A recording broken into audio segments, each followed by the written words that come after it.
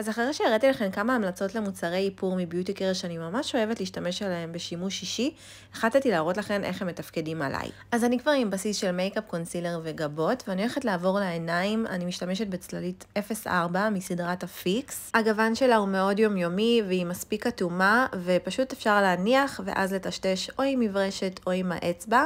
אני אישית מאוד אוהבת לעבוד עם צלליות נוזליות, כי ניתן ליצור לוק עיניים ממש פשוט בכמה דקות. ביחס למחיר של הצללית הזאת מתפקדת מעולה, ושימו לב שהיא מתקבעת די מהר, אז כן צריך להניח, לטשטש, וככה זה נראה אחרי 2 שכבות. באותה סדרת פיקס יש את הסמקי קרם שהמלצתי לכם, יש לי כמה גוונים, היום אני מראה לכם את גוון 05 שהוא פיצ'י מהמם, לדעתי הוא יתאים לרוב גווני האור, במיוחד אם את בהירה כמוני. אני אוהבת אישית להניח אותו עם מברשת ולא ישאיר אותה לאור, אני גם תופחת שאריות כי הוא כן די פיגמנטי, ואז פשוט תראו איך הוא מטשטש ממש ממש יפה, נותן הסמקה קלה, כמובן שניתן לבנות אותו.